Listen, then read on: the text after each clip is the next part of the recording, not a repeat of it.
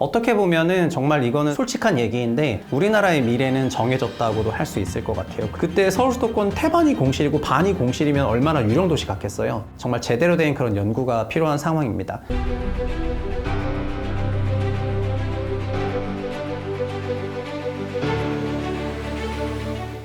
안녕하세요. 분석왕 최상욱입니다. 우리나라 합계 출산율 0.7명이 얼마나 심각한 문제인지 사람들이 아직 충분히 체감하지 못하고 있는 것 같습니다. 그런데 합계 출산율 0.7명은 솔직히 말하면은 우리나라가 거의 소멸될 수준의 출산율이거든요. 그리고 이런 이슈는 현재 부동산 시장에도 상당한 가격 하락을 가지고 올 수 있는 그런 요소인데 이 주제에 대해서 오늘 분석왕에서 심도 있게 다뤄보도록 하겠습니다.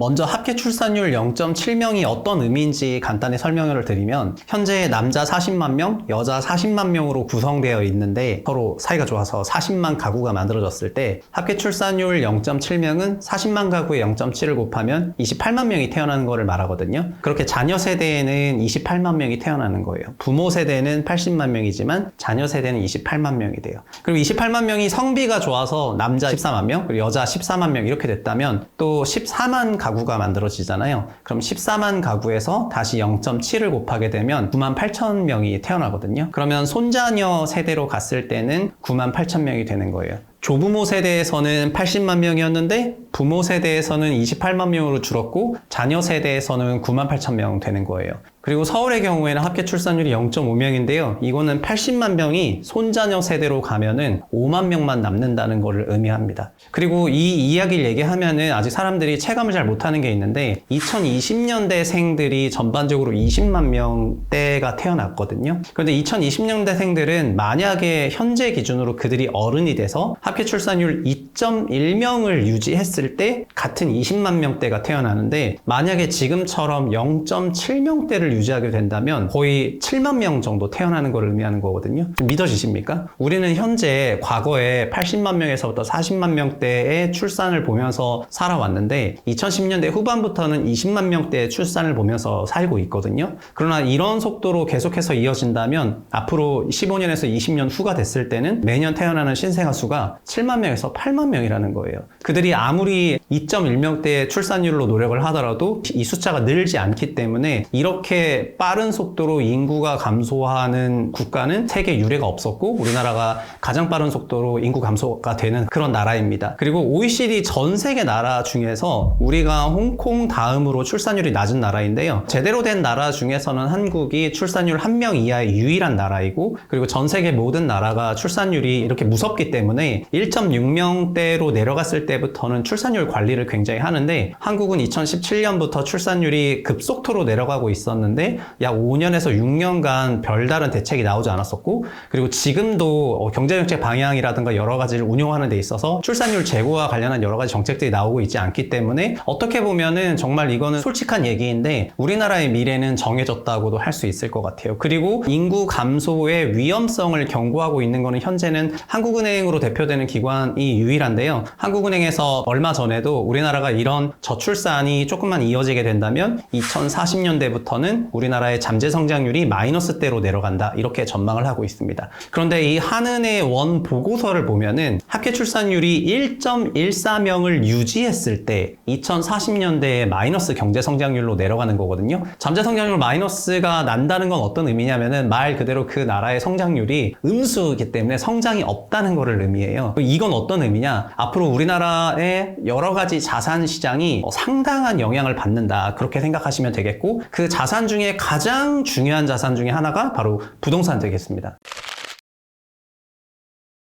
부동산 가치 평가를 할 때 가장 유명한 방법 중에 하나가 현금 흐름 할인이라는 방식입니다. 이거는 만약에 매년 1,200만 원의 현금 흐름이 만들어지는 그런 부동산 자산을 5% 금리로 나누게 되면은 그 자산의 적정 가치가 2억 4천만 원이다. 이런 식으로 부동산을 가치 평가하는 것입니다. 사실 부동산의 가치 평가는 여러 가지 기법들이 있는데 부동산이 만들어낸 현금 흐름은 불확실성이 있기 때문에 이런 방식만을 써서 건물을 가치 평가하진 않지만 부동산 가치 평가를 실제 하는 감정 평가 기관에서 중에서도 실무에서는 대형 오피스 빌딩을 이런 현금 흐름 방식으로 절반, 그리고 거래 사례라고 해서 비슷한 규모의 건축물이 얼마에 거래가 됐느냐, 그거를 반반 섞어서 실제로 내재 가치 평가하는 데 활용을 하거든요. 그런데 주택도 사실은 현금 흐름을 만들어내거든요. 주택도 임차료가 있기 때문에 수십 년에 걸친 임차료를 쭉 현재 가치로 할인하면 주택의 적정가가 나오는데요. 근데 여기서 이런 질문들이 나올 거예요. 부동산이라는 건 사실 거의 굉장히 오랜 기간 잔존해 있는 그런 자산이기 때문에 이거를 1년에서부터 30년까지 현금 흐름을 할인을 할지, 아니면 1년부터 100년까지 현금 흐름을 할인할지, 약간 이런 부분이 관건이 되는 건데요. 실무적으로는 그래서 어떻게 하냐면은 약 지금으로부터 100년치 정도 되는 그런 현금 흐름을 할인하고, 나머지 기간은 잔존 가치로 넣어서 100년치의 현금 흐름 할인값 플러스 그 미래 부분은 잔존 가치를 더해서 총 가치를 계산을 하게 되거든요. 근데 우리나라 주택으로 한번 들어가 볼게요. 한국은 어떻게 되어 있냐면, 우리나라는 전세 가격과 그리고 갭 가격으로 매매 가격이 구성이 되어 있습니다. 그런데 이 전세 가격에 해당하는 현금 흐름 부분은 실제로 이걸 현금 흐름표를 쭉 나열해서 그려보면은 평균적으로는 약 40년치의 현금 흐름을 현재 가치로 할인한 것을 전세 가격과 유사하게 거래가 되는 것을 알 수 있어요. 그 얘기는 우리나라 주택의 매매 가격은 전세가 플러스 갭 가격인데, 갭 가격은 잔존 가치, 즉 미래 가치가 되는 거고요. 전세 가격은 주택의 수명을 약 40년 정도로 생각하고 그 40년 정도의 현금 흐름을 할인한 현재 가치가 되는 거거든요. 그래서 지역마다도 이 미래 가치에 대한 값들이 조금 다르기 때문에 매매 가격이 결정되어 있는 구성도 조금 다릅니다. 가령 서울 같은 경우에는 전세가의 2배로 형성이 되어 있는데, 그거는 갭 가격이 전세가의 1배만큼 하는 그런 규모를 갖고 있는 거고요. 지방 같은 경우에는 전세 가격의 1.2배에서 1.3배 정도의 매매 가격을 갖고 있거든요. 그거는 지방의 경우에는 갭 가격이 전세 0.3배로 부여가 되고 있습니다. 전체 시장에서는 지역을 바라볼 때 서울이나 세종시 같은 데에는 전세의 2배에서 2.5배를 주면서 좀 미래 잔존 가치 갭 가격에 대해서 고평가를 해주고 있고, 그리고 지방을 바라볼 때는 전세 0.2배나 0.3배 정도 주면서 미래의 잔존 가치에 대해서 굉장히 저평가하는 형태로 시장 가격이 이렇게 결정되어 있습니다. 그 얘기는 어떤 얘기냐면, 이 부분이 굉장히 중요한 건데, 우리나라 주택 가격에서 갭 가격에 굉장한 어떤 프리미엄을 받고 있는 서울이나 세종 같은 그런 대도시 지역에서는 재건축이 반드시 존재한다는 거를 매매 가격에 전제하고 있다는 거예요. 무슨 얘기냐면은, 약 지금으로부터 40년 정도 되어서 주택 수명이 다 소진될 때까지의 현금 흐름이 전세 가격이라고 한다면은, 갭 가격이라는 건 재건축이 되고 나서 그 다음 주택이 또 한 수십 년 가게 될 텐데, 그 미래의 현금 흐름을 할인하게 되는 거거든요. 그러니까 갭 가격에 가치를 많이 부여하고 있다는 것은 재건축이 쉽게 되고, 쉽게 된 재건축에서 높은 임차료를 받을 수가 있기 때문에 그 높은 임차료를 할인하게 되면은 높은 갭 가격이 된다, 이렇게 가격이 전제를 하고 있는 거예요. 그럼 여기서 눈치를 채셨을 텐데, 우리나라는 2040년대부터 한국은행 기준 통계를 갖고 오더라도 최소한 2040년대부터 성장률 마이너스로 진입을 하게 되고, 그리고 미래 시점에 임차료가 더 이상 올라가지 못하고 내려와야 되는 이런 상황이 되는 거예요. 그럼 이런 상황이 됐을 때 그 미래 시점에 재건축이 손쉽게 되겠느냐, 이런 질문이 나오는 거거든요. 그리고 현금 흐름이라는 거는 매년 일정한 퍼센티지로는 증가할 거라고 생각하는 게 아주 일반적인데, 우리나라도 매년 2% 정도 잠재 성장할 거라고 계속해서 생각하고 임차료가 계속 올라갈 거라고 보는 것이 아주 일반적인 접근 방식인데요. 만약에 15년에서 20년 정도 지나서 임차료가 더 이상 올라가지 못하고 내려와야 된다고 생각하면은 그 자산 전체 현금 흐름이 꾸준히 올라가는 것이 아니라 어느 순간 꺾여서 이렇게 내려오게 되는 거잖아요. 그러면 그 현금 흐름이 만들어내는 면적이 종전 대비 훨씬 내려올 수밖에 없는 거거든요. 그렇게 됐을 때는 건물의 가치가 현금 흐름을 할인한 현재 가치라고 한다면, 건물 가치 역시 상당히 내려올 수가 있는 그런 요인을 갖고 오는 거예요.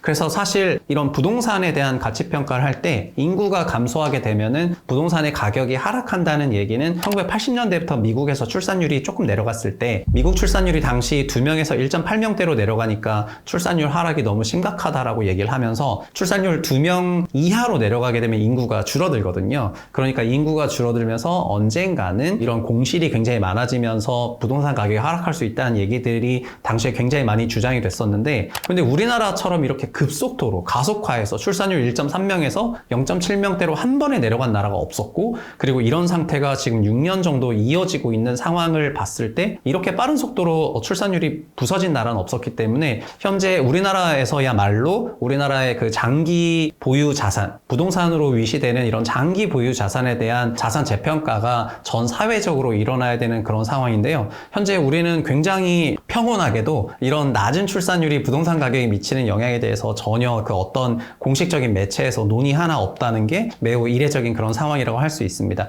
그러나 원리 원칙적으로 현금 흐름표를 만들어서 정말 엑셀을 조금만 하신다면은 2040년대부터 마이너스 성장률을 집어넣어서 현금흐름을 만들게 된다면 현재보다 정말 30-40% 이상 현저히 하락한 그런 부동산 가격으로 조사가 되는 거를 금방 찾으실 수가 있을 거고요. 그거는 지금 현재 우리가 눈으로 보고 있거나 아니면 실제 거래를 하고 있는 주택의 그 매매 가격에 정말 엄청난 영향을 줄 수 있는 그런 요소라고 할 수 있을 것 같습니다. 이렇게 복잡하게 계산하지 말고 좀 더 직관적으로 말씀을 드리면은 우리나라의 주택의 매매 가격이 전세 플러스 갭 가격인데요. 전세 가격은 현재 현존하고 있는 주택이 멸실될 때까지 약 40년, 50년 될 수도 있지만 그런 기간 동안에 임차 소득을 현재 가치로 할인하면은 지금의 전세 가격과 굉장히 유사해진다고 했잖아요. 그리고 갭 가격은 그 주택이 멸실되고 나서 재건축이 되고 재건축이 된 다음에 더 좋은 새 집이니까 높은 임차료를 받으면서 그 주택을 미래 임차료를 현재 가치로 할인하게 되면 갭 가격이 되는 거거든요. 그런데 지금으로부터 40년이면은 지금 2024년이니까 2064년이 되는 거고요. 하는 기준으로 2040년대부터 마이너스 성장률이기 때문에 사실상 어떻게 보면은 지금부터 인구 감소 속도가 너무나 가팔라서 2050년이나 60년대가 됐을 때는 그때는 인구도 너무 줄어있기 때문에 전체적으로 그 임차료를 다 받을 수 있는 것도 아니라 공실률도 엄청나게 돼요. 그리고 아까 서울에서도 말씀드렸지만 조부모 세대의 80만 명이고 손자녀 세대에는 5만 명이잖아요. 그리고 우리나라 전체로는 조부모 세대에 80만 명인데 손자녀 세대로는 9만 8천 명이거든요. 그럼 이렇게 태어나게 된다면은 미래에는 정말 말 그대로 건물 절반 이상이 공실이 될 거기 때문에 주택이 재건축이 안 될 가능성이 굉장히 높아지는 거잖아요. 그럼 어떻게 되냐면은 갭 가격이라고 하는 게 미래가 있다고 전제해서 형성이 된 건데 이 갭 가격이라는 게 궁극적으로 제로에 수렴할 수가 있다는 걸 의미해요. 그럼 무슨 의미냐면은 결국 주택 가격은 현존하고 있는 주택에 멸실될 때까지의 임차 소득을 현재 가치로 할인한 전세 가격 정도로 수렴할 수 있다는 것을 의미하는 거고요. 이거는 현재 주택 가격 기준으로 서울을 기준으로 얘기하게 된다면은 서울은 전세의 2배 정도 되기 때문에 전세가 조금 올라가고 갭 가격이 거의 제로로 수렴하게 됐을 때는 거의 40에서 50% 정도 매매 가격이 크게 하락할 수 있는 요인이 되는 거고요. 그리고 이렇게 다른 시도 지역도 마찬가지고 경기도 전체로 보면은 약 30에서 40% 매매가가 하락할 수 있는 그런 엄청난 이슈입니다. 그리고 이런 얘기를 하면은 실감이 안 날 수도 있는데 우리는 이미 지방에 있는 주택 가격을 어떻게 밸류에이션 하고 있냐면 지방은 전세의 1.2배 정도 주고 있고요. 이 얘기는 지방에서는 재건축이 불가능하기 때문에 갭 가격을 0으로 수렴해 나가는 과정으로 벌써 부여하고 있거든요. 그런데 우리는 아직 다른 지역들, 수도권으로 대표되는 지역들이 멸실될 리가 없고 공실이 날 리가 없고 여기는 영원히 주택 수요가 있을 거라고 생각하기 때문에 엄청난 프리미엄을 주고 있는데 현재 이렇게 낮아진 출산율 상태에서 우리나라가 15년, 20년 더 가게 된다면 미래는 상당한 공실을 받아야 되는 그런 상황이라는 게 아직 주택 가격에 반영이 안 돼 있는 그런 상태예요. 그래서 이런 논의가 지금부터 있어야 될 것 같습니다. 물론 갭 가격이 제로로 가는 그런 아찔한 상황이 2024년에 당장 일어나냐 그런 것은 아니고 현재의 출산율이 지속해서 이어졌을 때 미래에 이렇게 될 가능성이 있다는 거를 예고를 하고 있는 건데요.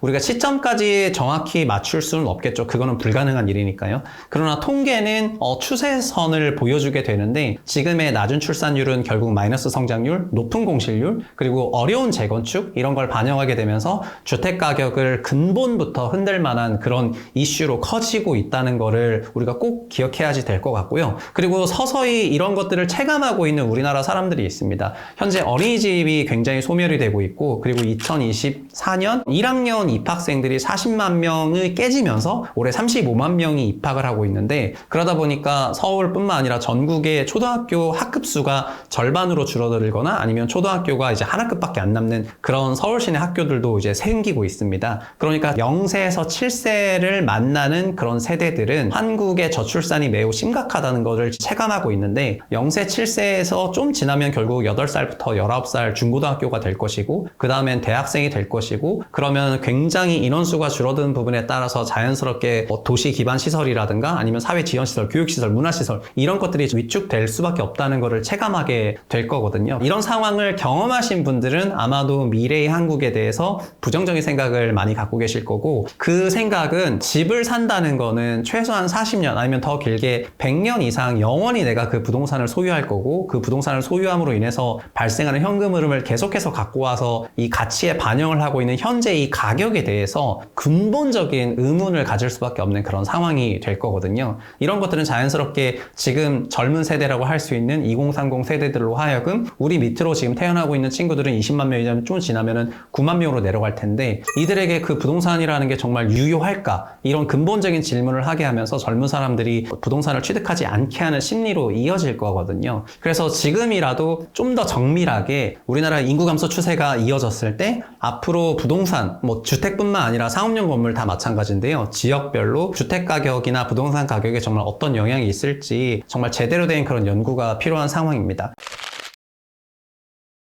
저희 채부심 분석왕에서 이런 좀 어두운 주제를 얘기를 하는 거는 우리가 주택 가격이 하락해야 된다 이런 얘기를 하는 것이 아니라, 현재의 통계나 여러 상황 조건들을 반영했을 때는 현재 우리나라에서 결정되고 있는 그런 주택 가격, 갭 가격이 미래를 굉장히 천진난만하게 소위 아주 밝고 아름답게 반영하고 있지만 현실은 매우 어두울 수가 있다는 거를 경고를 하고 싶은 게 크거든요. 그리고 이런 경고를 통해서 어떻게 보면은 정책도 달라질 수가 있는 거잖아요. 우리는 이민에 대한 그런 정책도 제대로 논의가 되지 않았었고, 다른 나라가 출산율 2명에서 1.8명으로 깨졌을 때 그때부터 자산 가격에 대한 변화에 대해서 사회 전체적으로 연구를 할 때 우리는 1.3명에서 0.7명으로 내려가는 과정에서도 이런 연구가 전혀 없었거든요. 지금도 거의 없는 상황이고요. 그러니까 이런 여러 가지 제대로 된 연구와 정책들을 발표해야 되거나 지금부터라도 정책들을 바꿔나갈 수 있도록 인식 구조를 바꿔나가야 되는 그런 시점인데, 그런 게 안 되고 있어서 아쉬운 마음에 이런 얘기를 한 거고요. 그리고 이런 인구 얘기를 하면은 많은 분들이 이민이 정답이다 이렇게 얘기를 하세요. 사실 이민을 하는 것도 좋은 어떤 대안이 될 수가 있지만, 저도 젊었을 때 이집트에서 1년 정도 살아봤었는데, 외국에 1년을 산다는 것은 사실 굉장히 어렵고 불편한 일이거든요. 말이 통하지 않는 그런 사람들과, 그리고 문화 관습적인 부분도 다 다른데, 의료라든가 교육이라든가 이런 부분까지 생각한다면은 한국을 떠나서 외국에서 산다는 것은 사실 쉬운 일이 아닙니다. 저도 두 아이의 아빠인데 우리 아이들이 우리나라에서 더 잘 되기를 바라는 마음을 갖고 있는 게 당연한 인지상정인데, 한국 망해라, 한국을 떠나가지고 다른 나라로 정착하겠다 이렇게 생각하는 거는 아니거든요. 그래서 우리 지금 태어나고 있는 이 미래 세대들이 어떤 어른이 돼가지고 서울 수도권에서 생활을 하고 있는데, 그때 서울 수도권 태반이 공실이고 반이 공실이면 얼마나 유령 도시 같겠어요. 그러니까 그런 도시를 만들어 줄 것이 아니라 지금부터라도 여러 가지 정책들을 내고 제도를 바꿔서 미래 한국 역시 지금처럼 굉장히 찬란했으면 좋겠다는 그런 마음으로 말씀을 드린 거고요. 이런 얘기를 할 때마다 한국 안에서 해결하려고 노력을 하는 그런 자세를 가졌으면 좋겠다 하는 그런 말씀도 마지막으로 덧붙이겠습니다. 솔직히 말하면 우리나라 출산율은 정말 조금만 계산해보면 매우 암담한 수준입니다. 특히 20년대 태어난 출산 가구가 너무나 줄어버렸기 때문에 정부가 지금 신생아론이라든가 그런 출산과 관련 여러 가지 대책들을 쓰고 있는데, 사실 우리나라의 저출산은 높은 주택 가격으로 나온 것은 맞지만 그 높은 주택 가격도 수도권 과밀화라는 그런 구조 때문에 나온 거거든요. 수도권의 다른 어떤 나라를 보더라도 그 나라의 경제를 거의 책임지다시피 하는 기업의 본사가 한 개 도시에 거의 올인하다시피 되어 있는 나라가 거의 없고, 어느 정도는 지방 분산이 다 되어 있고 교육부터 시작해서 자연스러운 잔잔한 지방 경제 체제들이 있는데, 한국은 서울 쏠림이라는 것이 약 60년에서 70년에 걸쳐서 너무나 공고해졌고, 서울을 제외한 다른 도시들이 다 소거되는 그런 상황이기 때문에 과잉 수도권 공급이 되어 있는 상황이고요. 전 세계 어느 나라를 보더라도 그 나라 인구의 50% 넘게 한 지역에 몰려 살고 있는 나라는 없거든요. 그렇기 때문에 우리가 전 세계에서 가장 압도적인 수도권 과밀을 가지고 있는 상황이고, 이 수도권 과밀이 결과적으로 높은 주택 가격, 그리고 높은 경쟁 압력, 그리고 부족한 시간, 이렇게 연결되면서 결국 모든 게 다 부족해지고 여유가 없다 보니까 결혼, 연애, 출산 이런 부분들이 다 못 되는 그런 상황이라는 거를 저희가 분석과 다른 편에서도 많이 말씀드렸는데, 그래서 그냥 지금 이런 상황에서 주택 가격만 낮춘다고 출산율이 올라가는 게 아니고요. 근본적으로 수도권 과밀에 대한 그런 해소 정책들이 한국 출산율 제고의 가장 중요한 정책이라고 저는 생각을 하고 있습니다. 그래서 앞으로 이런 논의가 사회적으로 좀 더 많았으면 좋겠고, 그냥 출산율 얘기하고 국가 얘기하면 너무 먼 얘기니까 저는 이거가 결국은 우리에게 매우 체감이 되는 집값, 주택 가격에 엄청난 영향을 준다는 거를 오늘 말씀을 드렸는데, 내가 가지고 있는 주택 가격, 내가 살고 있는 집 가격이 정말 이런 저출산으로 인해서 미래 어느 시점에 현저히 하락할 수 있다고 생각한다면 그거는 매우 불행한 걸 수도 있는 거잖아요. 그렇기 때문에 이런 부분에 대해서 경각심을 가지고 이 주제에 대해서 꾸준히 우리 모두가 관심 가지고 나서야 될 때가 아닌가 싶습니다. 지금까지 분석왕 최상욱이었습니다. 저희 채부심 채널은 부동산과 관련한 여러 가지 뉴스 스트리밍 정보도 전달하지만, 사실 제가 하고 싶은 것은 누가 잘 얘기하지 않지만 굉장히 좀 심각한 여러 가지 사회 문제를 좀 다뤄보고 싶었던 게 있어서 분석왕 시즌 1에서 수도권 과밀에 대한 그런 부작용을 다뤘고 저출산도 다뤘거든요. 이런 영상들이 그래도 조회수가 많이 나와줘야 바이럴도 되고 하면서 사회적으로 관심을 많이 갖게 되는 만큼 영상 꼭 보시고 좋아요라든가 아니면은 이제 홍보도 부탁드리겠습니다. 다음 시간에 또 좋은 내용으로 찾아뵙도록 하겠습니다. 감사합니다.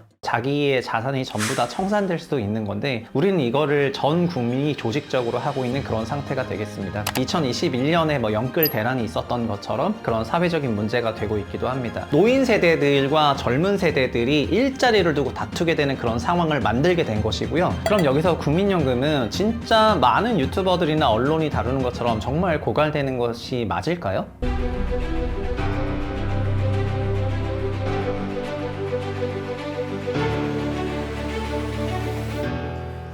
안녕하세요. 분석왕 최상욱입니다.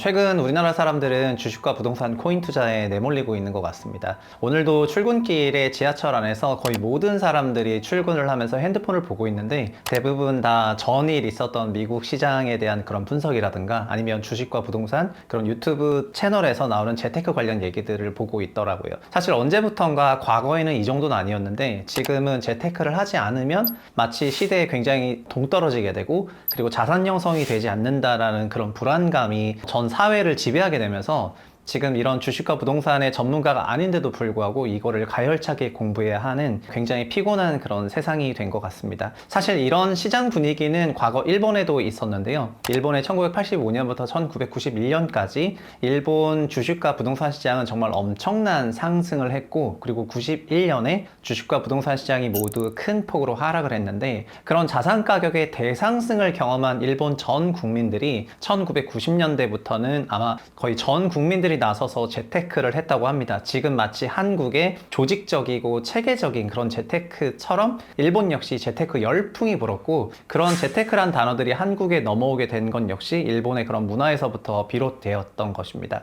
우리나라 역시 2016년부터 2021년까지 주택시장 그리고 주식시장이 굉장히 큰 폭으로 상승을 했고, 22년에 시장이 일부 붕괴가 있었음에도 불구하고 그런 과거의 기억을 기억하는 쪽에서는 투자를 여전히 적극적으로 하고 있는데요. 사실 투자라는 거는 위험 자산을 사는 것이고, 위험 자산이라는 거는 원본 손실의 위험을 내포하고 있는 것이거든요. 원본 손실의 가능성이 있다라는 그 점 때문에 예금과 다르게 원본 손실 위험에 계속해서 노출되면 노출될수록 자기의 자산이 전부 다 청산될 수도 있는 건데, 우리는 이거를 전 국민이 조직적으로 하고 있는 그런 상태가 되겠습니다. 그래서 그 유튜브 채널에서도 재테크를 다루는 채널들의 위상들이 많이 올라갔고, 그리고 유튜브의 의견들을 따르면서 체계적으로 공부하지 않은 일반 가구들도 재테크 열풍에 나서면서 2021년에 영끌 대란이 있었던 것처럼 그런 사회적인 문제가 되고 있기도 합니다. 이렇게 우리나라가 퍽퍽해진 이유를 여러 사람들에게 얘기해 보면은 그냥 다른 나라 분들도 다 이렇게 살고 있는 걸로 생각하시는 분들이 계신데요. 그런데 정반대로 한국처럼 이렇게 조직적이고 체계적으로 재테크 열풍에 내몰린 나라는 없는 것 같고요. 그리고 우리가 이렇게 내몰린 데에는 바로 단 하나의 이유가 있는 것 같습니다.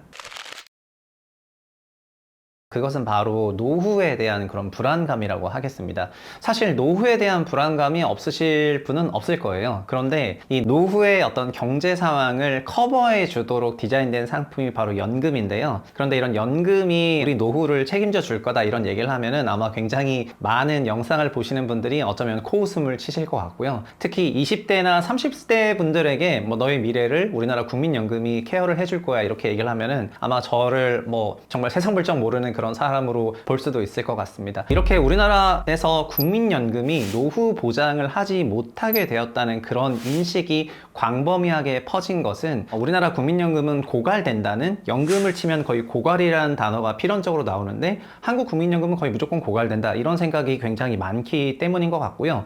우리나라 국민연금이 왜 고갈되냐라고 이렇게 물어보게 된다면은 나중에 지금 납부하는 사람보다 연금을 받아야 되는 사람들이 훨씬 많아지기 때문에 결국은 2050년대를 전후로 연금이 굉장히 빠르게 고갈되니까 90년대생인 나는 지금 열심히 연금을 납부해도 그 연금을 내가 못 받는 게 아니냐 이런 생각을 하는 것 같습니다.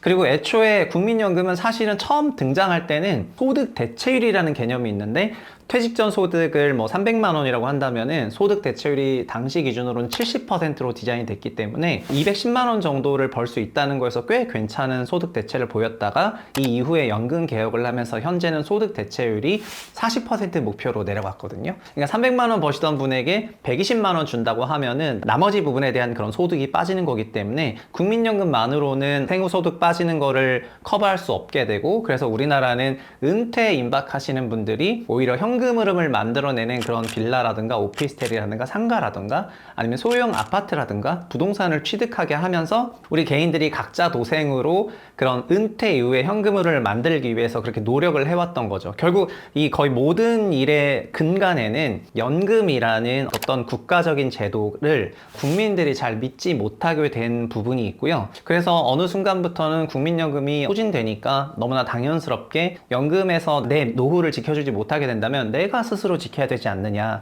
소위 이런 각자 도생의 그런 시대를 살게 되었습니다. 특히 이런 생각은 젊으면 젊을수록 더 심하게 이런 생각을 하게 되고요. 그래서 그들은 지금 어떻게 보면 정말 여유가 없는 그런 상황이라고 할 수가 있겠죠. 그럼 여기서 국민연금은 진짜 많은 유튜버들이나 언론이 다루는 것처럼 정말 고갈되는 것이 맞을까요? 우리나라 국민연금의 수입과 그런 지출을 예상을 하는 재정추계라는 발표가 있습니다. 5차 재정추계가 23년이니까 작년에 발표가 됐는데요. 이 재정추계상에서는 우리나라 연금은 2040년에 1755조로 정점을 찍고 그 다음부터는 계속 내려가서 2055년 정도가 되면 연금이 말 그대로 고갈이 돼요. 그래서 공식적으로 정부의 재정추계상 55년 기준으로 연금이 고갈이 됩니다. 그리고 재정추계를 하게 되면은 연금의 운용수익 수익률을 넣게 되는데 현재 우리나라 연금 운용 수익률은 약 4.5% 플러스 마이너스 0.5%로 그렇게 재정 추계를 계산을 했어요. 그래서 이런 얘기를 들으면 자연스럽게 어떤 생각이 드냐면은 그럼 우리나라 연금을 고갈 안 되게 하려면 어떡하냐면은 지급 시기를 뭐 뒤로 늦춘다거나 아니면 지금은 소득의 9% 정도를 비용으로 납입하게 되는데 그 9%를 뭐 13%, 12%로 올린다거나, 그러니까 더 내고 받는 시점을 더 뒤로 가게 하라는 그런 형태의 얘기들이 많이 나오고 있거든요. 어떻게 보면 이것은 사실 연금 개혁이 아니고 연금의 그 조삼모사 개혁이라고 할 수가 있는데 정치인들이나 아니면 연금에 대해서 언급하시는 분들이 이런 형태의 개혁들을 많이 얘기하고 계십니다. 그 어느 사람도 우리나라 연금이 어떻게 보면 전 세계에서 가장 낮은 수익률을 보이고 있기 때문에 연금이 빨리 고갈될 수 있다는 것을 얘기하는 사람들이 없어요. 사실 우리보다 더 초고령화 사회로 많이 갔던 나라들이 있는데 캐나다나 일본 같은 그런 나라들, 그리고 유럽 국가들 중에서는 한국처럼 출산율이 내려가고 뭐 20, 30년 안에 연금이 고갈될 거라고 우려됐던 그런 국가들에서는 예외 없이 연금 개혁을 전부 했습니다. 그런데 연금 개혁이라는 것이 여러 방향으로 나올 수가 있는데 그 중에서 가장 중요한 방향 중에 하나가 뭐냐면은 연금의 수익률 개선인데요. 현재 이렇게 생각을 해보겠습니다. 우리나라 국민연금은 평균 4%대의 연금 수익률을 지향을 해요. 그러나 일본은 2004년에 연금 개혁을 했는데 지금 6%대의 수익률을 보여주고 있습니다. 그리고 스웨덴 같은 경우에는 8%대의 연금 운용 수익률을 보이고 있고요.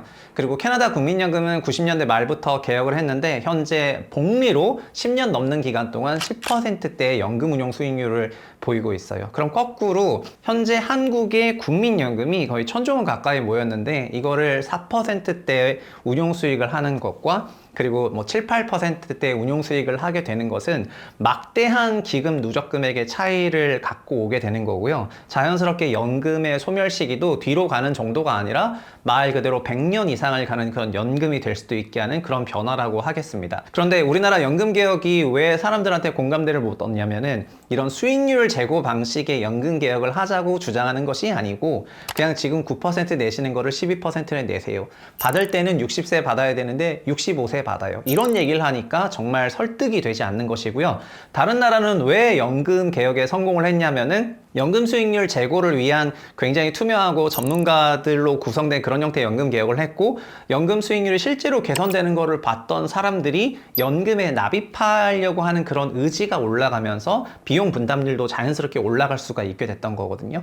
그러니까 연금 개혁의 코어는 어떻게 보면은 지금 4%대의 연금 운용 수익률을 더 높일 수 있는 그런 방식으로 가는 것이 연금 운용의 코어라고 할 수가 있고요. 그래서 그렇게 하기 위해서는 여러 가지 제도들을 많이 좀 바꿔야 되는 것들이 있는데 오늘 그런 말씀들을 다 드리지 못하더라도 연금 운용 수익률이 0.5%포인트 변할 때마다 기금의 고갈이 계속해서 뒤로 가고 지금처럼 미래가 불안해서 연금이 아예 없을 거라고 생각해서 굉장히 타이트하게 살고 있는 그런 각박한 삶으로부터 일부 벗어날 수도 있는 거거든요. 제가 너무 조금 희망적인 그런 내용을 담아서 얘기를 하긴 했지만 많은 나라에서 국민연금을 개혁을 할 때 그냥 단순히 비용 분담률만 높여주세요 라고 한 것이 아니라 100년 이상 갈 수 있는 그런 연금 디자인을 했으며 연금 디자인의 핵심이 수익률 제고였다는 부분에서 우리나라 연금 개혁을 주장했던 그간의 많은 주장들에서 연금의 수익률을 높이기 위한 그런 노력들이 없었다는 것은 정말 어떻게 보면은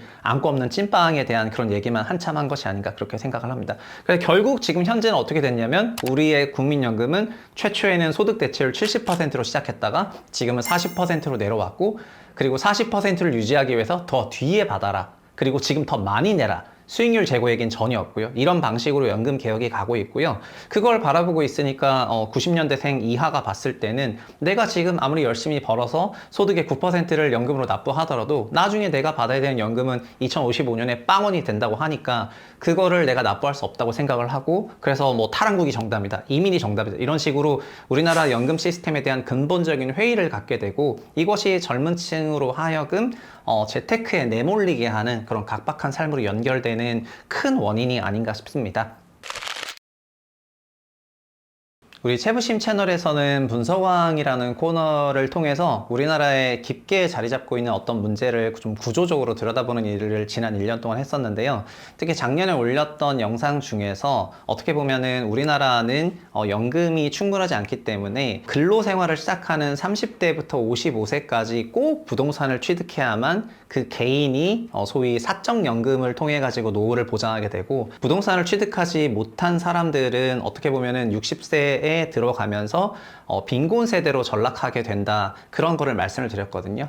우리나라의 노인 빈곤율은 약 40% 수준으로 OECD 2등의 거의 3배 이상의 노인 빈곤율을 보이고 있고요. 그리고 노인 빈곤만이 원인은 아니겠지만 노인층의 자살률 역시 OECD 2위에 3배 이상의 자살률을 보일 정도로 노인들의 빈곤과 자살 문제가 굉장히 심각한 그런 나라가 되겠습니다. 결국은 어떻게 보면은 국민연금이 88년 제정될 때 소득 대체율 70%를 지향을 하고 그리고 연금을 다 납입하지 못했다 하더라도 연금 운용 수익률이 아주 좋았다면은 이들에게 돌아갈 수 있는 다른 복지 재원들도 충분히 존재했을 텐데 어떻게 보면 이렇게 국가가 하지 못한 것들로 인해서 개인들 스스로 준비를 해야 되는 그런 상황 속에서 내몰리면서 지금 중장년 이후 세대들의 불행까지도 지금 현재 시점에서 목도하게 된 것 같습니다. 그래서 사실은 이런 연금이라는 것이 어떻게 보면은 노후의 평안함을 가져다 준다는 점에서 말 그대로 굉장히 중요한 거인데요. 미래에 대한 불안은 어떤 식으로 전개가 되었었냐면은 2013년을 기억하시는 분이 계실지 모르겠는데 2013년에 정년 60세 퇴직을 의무화하는 법안이 이제 박근혜 정부 때 시행이 되게 됩니다. 있습니다. 사실 그 이전에는 60세 정년이라는 어떤 사회적인 합의가 있긴 했는데 실제 민간 시장에서는 약 57세를 전후로 정년을 하는 게 일반적이었거든요. 근데 2013년도에 60세 정년을 의무화하면서 정책이 시행된 2014년에 시니어 세대들이 회사를 더 다니게 된 그 부분을 청년 세대들의 실업으로 그대로 올라가게 돼서 당시 7%대 실업률이 9%대로 치솟게 됩니다. 이게 2014년에 벌어지고요. 그리고 이 만 60세 정년은 300인 이상 사업장, 소위 말하는 대기업에 적용이 된 게 16년인데요. 16년에 다시 한번 20에서 29세의 청년 실업률이 10%대를 넘기게 되고요. 청년들은 결과적으로는 시니어 인구들의 그 노후 연금 제도의 미비에 따른 그 시니어 분들의 노후에 대한 근로를 더 오래 하겠다는 그런 니즈에 따라서 자연스럽게 청년 실업률 7%대에서 10%를 기록하게 되면서 결혼과 출산까지 하지 못하고 이것이 저출산의 큰 원인이 되기도 하였습니다. 많은 분들이 2017년 문재인 정부 시절에 주택가격이 올랐기 때문에 저출산이 거기서부터 시작됐다 이렇게 생각하시는 분들이 계신데 사실은 바로 출산 이전에 연애를 하고 결혼을 하고 그러면서 출산을 하게 되는 것인데요. 청년 실업률이 높아졌던 13년과 16년의 그 반면교사는 뭐냐면은 결국은 이런 것조차도 국가가 해야 되는 은퇴 이후 시점의 현금 흐름을 연금이 충분히 보상하지 못했기 때문에 노인 세대들과 젊은 세대들이 일자리를 두고 다투게 되는 그런 상황을 만들게 된 것이고요. 이런 거는 노인 세대와 젊은 세대들이 서로 분쟁하면서 해결할 것이 아니라 연금 개혁 등을 통해서 해결해야 되는 문제점인데 우리는 세대 간 반목과 갈등으로 이 문제를 바라보고 있다는 점에서 연금은 사실 눈에 보이지 않는 부분에서도 굉장히 많은 사회적인 문제를 해결할 수 있는 그런 제도라고 할 수가 있겠습니다. 결국 결과적으로 우리나라 연금이 도입된 이후로 연금 운용이 제대로 잘 되지 못한 것은 과거에는 이랬어요. 과거는 우리나라가 연금 납입자 수가 계속해서 늘었기 때문에 그때는 연금 운용을 그냥 굉장히 안정적으로 해도 소위 뭐 채권만 사더라도 별 문제가 없었는데 각국에서 언제부터 연금 개혁을 했냐면 성장이 어느 정도 이루어지기 시작하고 그리고 노령사회로 전환한 그 수점부터는 연금의 운용 수익률을 제고하는 방향으로 개혁을 했거든요. 한국은 이미 저출산 고령화 사회로 진입하기 시작을 했고 그리고 지금은 곧 초고령화 사회로 진입할 예정이기 때문에 지금이야말로 운용 수익률을 제고하는 방향으로 연금 개혁을 조금 해야 되지 않나 이렇게 생각을 하고요. 연금이 지금 보건복지부 산하에서 분배 중심의 그런 계획들을 많이 잡고 있다면 앞으로는 연금의 운용 부분에 대해서는 성장을 하고 운용 수익률을 제고하는 방식으로 전문가들로 구성된 연금 운용들이 있었으면 좋겠습니다. 그리고 연금을 전체적으로 바꾸자 보면은 분명히 불안할 사람도 있기 때문에 대략 6개나 7개 지역으로 쪼개서 운용을 하던가 아니면 어떤 한 부분만 시범적으로 이런 식으로 수익률 제고 전략을 쓰면서 실제로 달라지는지를 약 2, 3년 정도 보여주게 된다면은 2030년까지는 우리 연금이 뭐 1755조로 지금 가만히 있더라도 이렇게 늘어나는 그런 구간이기 때문에 앞으로 5, 6년 정도 남았는데요. 그 사이에 수익률 제고 전략을 쓰고 그리고 바뀌게 된다면 그때부터는 연금이 안 사라지게 된다면은 소득 대체율을 9%가 아니라 12% 올리자고 하더라도 뭐 큰 불만 없이 진행되지 않겠냐. 다른 나라들도 다 이렇게 했거든요. 그렇게 받아들였으면 좋겠습니다. 사실 그래서 눈에 보이지 않는 우리 한국 사회를 지배하고 있는 그런 각자 도생의 삶, 모든 재테크를 나 스스로 해야 되고 모르는 주식, 모르는 부동산, 모르는 코인까지 알아야 되고 지금은 미국 주식까지 알아야 되고 밤새도록 해외 시황을 분석하고 모든 FOMC 매크로 데이터를 분석하는 이런 힘들고 퍽퍽한 삶이 결국은 노후 세대를 받쳐주고 있는 그런 짱짱한 연금이 없기 때문이라는 거를 잘 인식하셨으면 좋겠고요. 그래서 결국 이런 국민연금을 개혁하는 것에서부터 어떻게 보면은 우리의 이런 뻑뻑한 삶이 바뀌는 그런 시발점이 되지 않겠는가 이렇게 생각을 합니다. 저희 분석왕 코너에서는 우리나라에 있는 깊은 문제점들을 좀 다뤘었는데요. 이렇게 문제점만 얘기하다 보니까 문제점 얘기하는 건 뭐 나도 하겠다. 해결책을 아니면 대안을 제시해라. 이런 요구사항이 조금 많았던 것 같습니다. 사실은 우리나라의 어떤 문제점들을 얘기할 때는 결국 눈에 보이는 현상만 보는 것이 아니라 그 현상이 만들어지게 된 그런 본질을 봐야 되는데 지금은 현상만을 해결하기 위한 언발의 오줌 누기식 그런 대책들이 나오면서 본질적인 문제가 해결되지 않는 이런 것들이 굉장히 오랫동안 쌓여져 있었던 것 같습니다. 그래서 앞으로 저희 분석왕 채널에서는 뭐 이런 여러 가지 문제점을 앞으로도 계속 얘기하긴 하겠지만 문제의 근간으로 들어가면 들어갈수록 결국은 해결도 나오는 것이기 때문에 어떻게 보면은 해결책에 대한 얘기까지 좀 하면서 희망 섞인 그런 채널과 컨텐츠를 만들고 싶고요. 그리고 저 개인적으로는 컨텐츠가 갖고 있는 파워를 믿거든요. 컨텐츠는 사람의 생각을 바꿔놓을 수가 있습니다. 그런데 이것을 단순히 프로파간다적으로 활용하는 것이 아니라 우리나라를 좀 근본적으로 바꿔놓을 수 있는 그런 형태의 컨텐츠를 만들게 된다면 결국 우리 한국 사람들은 다 똑똑하니까 결국 이걸 받아들이게 되면서 자연스럽게 바꿀 만한 그런 힘이 만들어질 수 있다고 생각을 하거든요.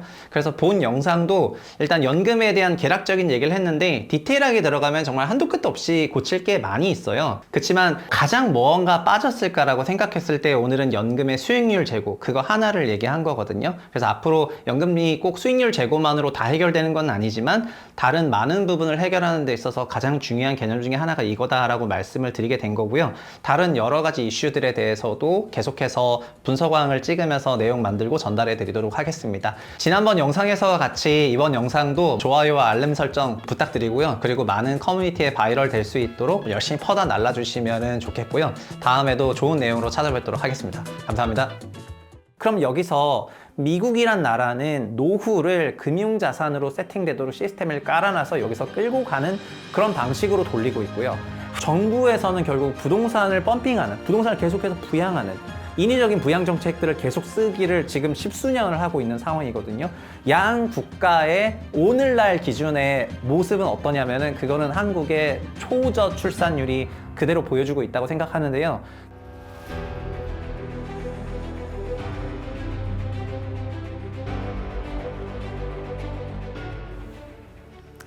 안녕하세요. 분석왕 최상욱입니다. 최근 저희 채널에서는 수도권 과밀화 문제와 저출산을 다루고 있는데 관련해서 영상에 좋은 댓글도 남겨주셔서 굉장히 감사를 드립니다. 일간에게서는 제가 이런 영상 내용들을 다루면은 뭐 폭락이다 이런 얘기들을 많이 하시는데 저도 뭐 자녀 2명을 둔 대한민국 가장으로서 그리고 대한민국 사람으로서 우리나라가 이렇게 좀 소멸을 향해서 가는 길을 환영할 리는 없거든요. 그래서 이런 얘기를 영상화하는 것은 근본적으로 뭔가 좀 바꿔보려고 하는 그런 생각에서 하는 것인데 최근 들어서는 솔직하게 어떤 생각이 드냐면은 이미 너무 먼 길을 이런 상태로 와버렸기 때문에 이게 정말 극복이 될까 하는 그런 생각도 조금 드는데요. 오늘은 그래서 정말 솔직한 제 생각에 대해서 얘기를 해보려고 합니다.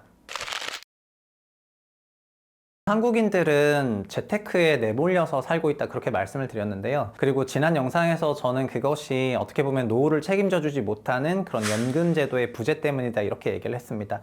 사실은 국민연금이 1980년대 시작할 때는 소득 대체 70%를 해주겠다고 하면서 시작을 했지만 그 당시에는 연금을 내가 낸 만큼 그 개인이 낸 돈을 받는 이런 시스템으로 만든 것이 아니라 전체의 펀드로 담아가지고 사회보장기금처럼 사용되도록 세팅했기 때문에 지금 현재도 내가 낸 연금만큼 돌려받지 못한다는 그런 생각을 하게 되는 것 같고요. 그리고 지난 수십 년간 연금 운용이 뭐 채권 중심으로 운영이 됐고 그리고 국내 주식시장 중심으로 운용이 되다 보니까 연금 수익률이 올라가지 못했고 연금이라는 것이 다른 많은 나라에서 고령화 사회로 가는 과정에서 수익률을 제고하는 방향으로 투명하게 혁신을 했던 것과 다르게 우리나라는 분담금 높이고 받는 시점을 뒤로 가고 이런 조삼모사식 개혁만을 해왔었기 때문에 2007년 노무현 정부 때 연금 개혁을 한 이후로 지금 거의 한 20년 다 돼가는 그런 기간 동안 추가적인 연금 개혁에 대한 얘기는 없고요. 지난 대선 때도 연금 얘기가 조금 나왔었는데 그때조차도 결국은 조삼모사 개혁 연금이 나왔거든요. 그래서 연금에 대한 그런 근본적인 생각도 제대로 시스템이 자로잡혀 있지 않은 그런 상황인 것 같습니다. 2007년에 연금의 소득 대체율을 60에서 40%로 낮췄던 그 배경은 2005년에 국민연금이라는 것이 결국 우리의 근본적인 노후를 책임져 주지 못하고 일부 기저를 깔고 가고 미국처럼 소위 사회보장제도의 일부로 가지고 가면서 소득의 한 40~50%를 차지하게 되면은 나머지는 퇴직연금이라든가 퇴직연금 그 위에 일부지만 IRP 그리고 개인연금 등등 여러 가지 자산들을 층 위로 쌓아가는 그런 선진국 연금 체제를 그때 모티프화 하면서 우리나라 2005년에 퇴직연금이 도입이 됐거든요. 그래서 국민연금은 기초를 깔고 그 위에 퇴직연금이 올라타도록 시행을 했는데요. 근데 이 퇴직연금은 국민연금보다 더 안 좋아요. 그러니까 무슨 얘기냐면은 좀 전에는 이제 퇴직금을 받았던 거를 지금 연금처럼 받을 수 있게 제도가 2005년에 시행이 되고 2012년에도 한번 크게 바뀌었는데, 지금 퇴직연금이라고 하면은 뭐 DB형, 뭐 확정급여형, DC형, 확정기여형 뭐 이런 게 있다는 거는 잘 아실 건데요. 전체적인 퇴직연금 시장은 약 7대3으로 DB형이 더 많이 가입을 하고 있습니다. 근데 DB형은 근본적으로 그 퇴직연금을 사업주인 회사가 운영하게 되어 있는데요.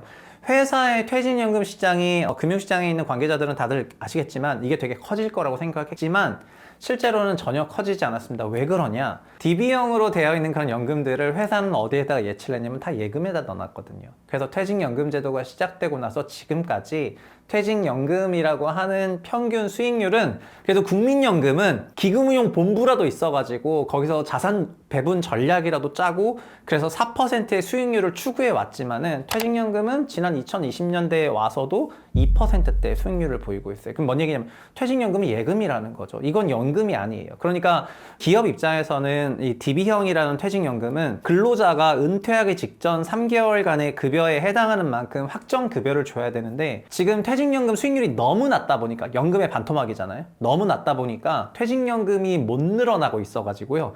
국민연금은 그래도 한 13년에 2배 올라가는데 퇴직연금은 27년에 2배가 올라가요. 그러니까 그 퇴직연금 올리지 못하니까 어떤 생각을 하게 되냐면은 내가 어떻게 은퇴하기 직전에 이 근로자들의 연봉을 좀 깎을 수가 없을까? 그래서 자연스럽게 그 사기업에서는 임금 피크제 도입을 종용하고, 임금을 이렇게 올라가는 게 아니라 중간 어디선가는 끊어서 내려갔으면 좋겠다라고 얘기를 하고, 지금 회사의 공시자료 보시면 퇴직연금 부채라고 기업들이 퇴직금을 지급해야 되기 때문에 그거를 부채로 잡고 있는데 그 부채만큼의 적립도 다 못하고 있는 상황입니다. 결국 퇴직연금 제도도 근본적으로 어떤 문제가 있냐면은 너무나 낮은 예금 수익률 기반으로 깔아놨기 때문에 퇴직연금은 국민연금보다도 더 낮은 수익률로 올라가고 있고 우리의 급여 인상만큼도 못 따라가고 있기 때문에 기업은 이거에 대해서 상당한 부채를 갖게 되었고요. 이런 상황에서도 퇴직연금을 어떻게 돌려보겠다라고 말하는 사람이 지금 정말 한 명도 없다는 게, 이게 정말 우리나라 이렇게 돌아가는 게 맞나 하는 그런 생각이 많이 듭니다. 사실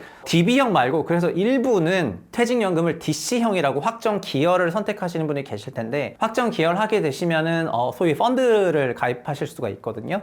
그러나 우리 개인 모두가, 근로자가 버핏이 아니잖아요. 그래서 DC형으로 선택됐다 하더라도 어떤 상품을 가입하게 되냐면은 DC의 또 절반은 예금을 하세요. 그러니까 우리나라 퇴직연금 시장 전체는 대부분 다 예금 베이스로 돌아가고, 예금 베이스로 돌아가다 보니까 국민연금보다도 못한 수익률을 내고 그 중에 소수, 정말 재능 있는 소수만 자기의 DC형을 잘 굴리면서 높은 소득을 올리고 있는데, 전체적으로 퇴직연금 시장에 뭐 600만 명 넘는 가입자가 있고 거의 근로자들 상당수가 그 상품에 가입해 있는 그런 상황이지만은, 연금 시스템 자체가 국민연금, 퇴직연금, 그리고 뭐 IRP랑 개인연금으로 가는 그 과정에서 이 2층이 너무나 빈약하니까 결국 소득 대체를 하지 못하게 되고, 2005년, 7년에 개혁을 할 때는 국민연금과 퇴직연금 시장을 굉장히 활성화시킬 그런 생각으로 개혁을 했지만 그게 잘 돌아가지 않게 되고, 지난 20년간 거의 수익률이 방치되다시피 하면서 우리는 지금 노후를 보장해 준다는 그런 생각을 국가나 사회보장 제도나 연금으로부터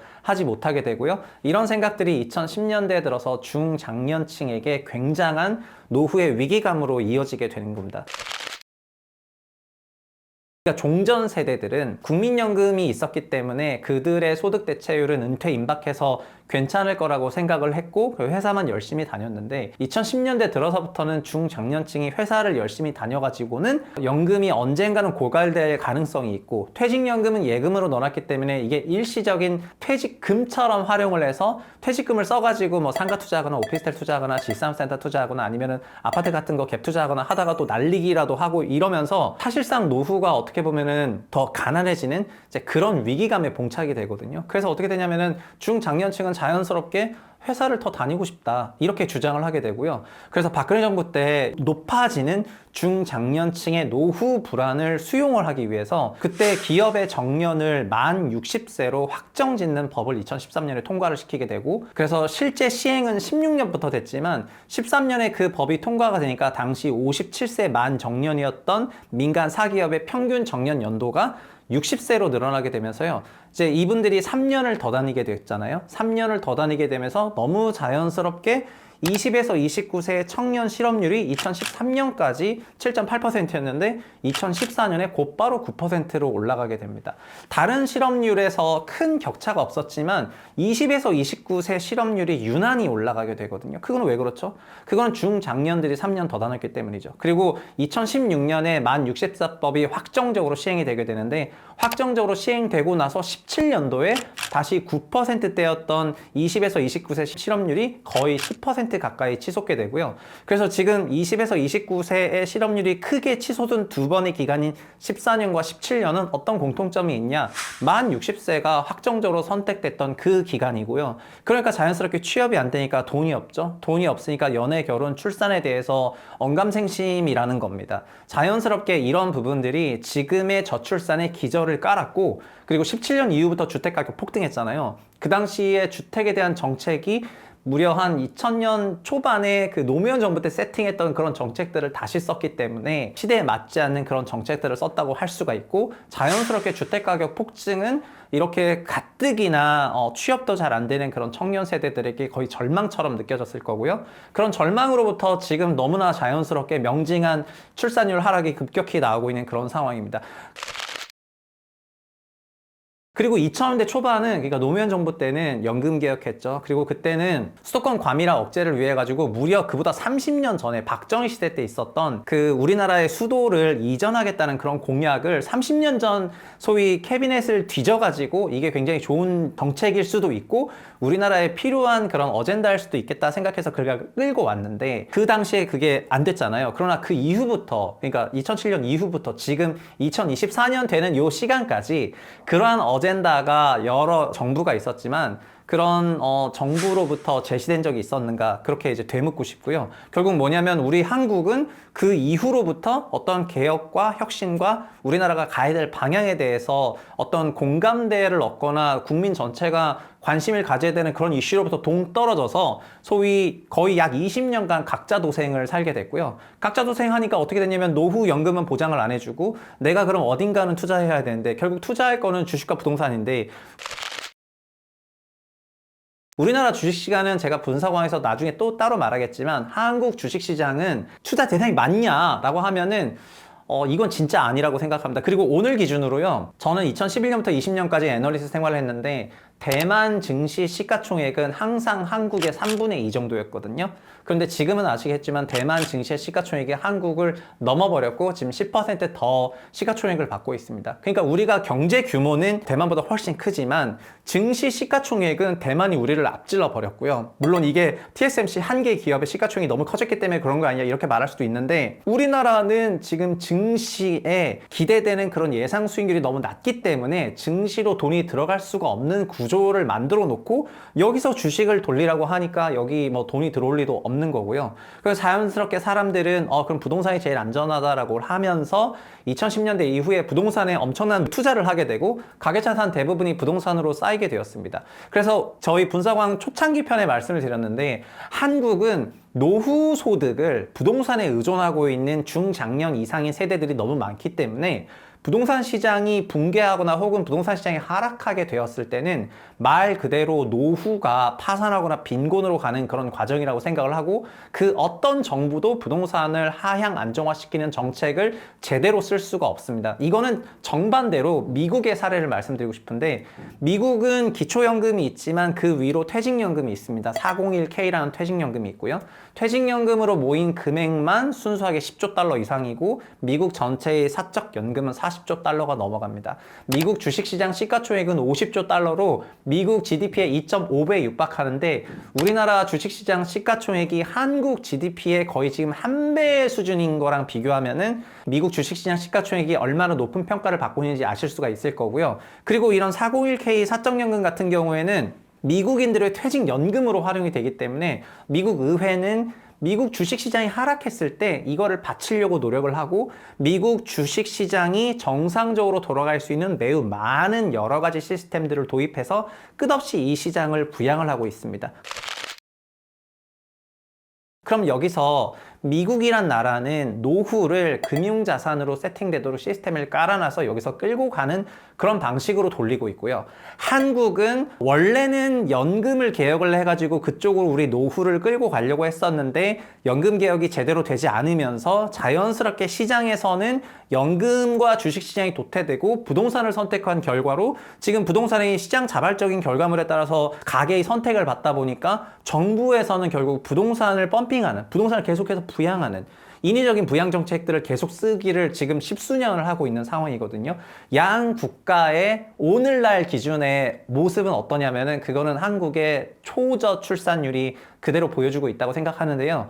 결국 금융시장을 키웠던 나라는 계속해서 기업이 커지고 기업 일자리가 창출되고 이런 주식시장이라는 그 고유한 시장이 갖고 있는 효용을 최대한 활용해서 경제가 성장을 하고 있고 한국은 부동산으로 고정자산에 어마어마한 돈이 들어가고 게다가 주택 그 자체는 생산성 자산이 아니에요. 상업용 건물이라든가 그런 건물이 아니라 주거 서비스를 담는 그런 비용에 관련된 거기 때문에 일자리를 창출해내지 않습니다. 그런 자산에 돈을 어마어마하게 쏟아부었기 때문에 돈이 돌지 않고 자연스럽게 내수가 위축되고 저출산으로 이어지고 이런 과정을 지금 십수년째 하고 있습니다.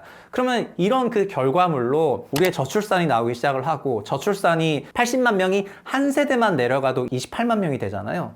그러면 80만에서 28만 명으로 이렇게 급격히 떨어지는 게 눈에 보이고 있다면은 굉장히 여기서 의식해서 정책들을 날 만한데 저출산 관련한 대책들을 다들 냈다고는 하지만은 우리가 진짜 국가가 저출산을 엄청난 위기로 느끼고 이거를 국가의 존폐가 달린 어젠다라고 의제를 선정을 하고 이쪽에 대해서 정책을 끌고 가냐 그런 게 아니잖아요. 그냥 부동산 정책 내면은 알아서 출산 잘해줄 거라고 생각을 하고 굉장히 여전히 얕은 레벨에서 이런 정책들을 내고 있는 게 지금 지난 여러 정권들에서 공통적으로 보여왔던 그런 모습들이라고 하기 때문에 그래서 지금 우리의 문제가 도대체 어디서부터 어떻게 해결해야 되냐라고 하면은 정말 많은 거를 바꿔야 되는데 그런 많은 거를 진짜 바꿀 수 있을까라는 그런 생각을 하다 보면은 저도 사람이다 보니까 이렇게 하면 바꿀 수 있을 것 같고 저렇게 하면 바꿀 수 있을 것 같은데 근데 또 공교롭게도 정말 이게 동시다발적으로 이런 걸 바꿀 수 있을까? 그리고 지금 우리나라에서 제일 똑똑한 사람들이랑 할 수 있는 사람들을 여의도 국회에다 모아놨는데 거기서는 지금 이런 얘기를 전혀 안 하고 있고 지금 유튜브 채널에서만 일부 얘기를 하고 있는 걸 보면은 굉장한 회의감이 든단 말이죠. 그래서 우리가 어떻게 보면은 지난 20년간 굉장한 각자도생의 시대를 살고 있고 각자도생은 결국 내가 나 자신을 책임져야 되기 때문에 전혀 여유가 없고 그리고 종전에 우리 사회가 갖고 있었던 어떤 공동체 의식이라든가 우리나라가 점점 이렇게 성장을 하겠다라는 그런 공감대가 없어진 그런 상황에서 20대는 20대대로 어떻게든 탈한국을 하려고 하고 그리고 자산을 형성한 그런 국가들은 자연스럽게 해외 이민이라든가 상속세가 낮은 지역을 찾아서 한국을 떠나려고 하고 그리고 기술이 있는 사람이라든가 이런 분들은 미국으로 가가지고 거기서 영주권을 얻고 등등 이런 걸 하고 있습니다. 사실 이주자 말고도 그 얘기할 게 산더미 같이 있는데 우리는 2005년부터 2020년까지 중국에 의존해서 어느 정도 중국의 성장을 먹으면서 좀 같이 자라왔거든요. 근데 지금 작년에 제가 제일 공감했던 글이 한은에서의 그 텍스트였는데 중국의 성장률이 내려가고 있기 때문에 이제 우리나라도 성장 전략을 수정해야 될 때가 왔어요.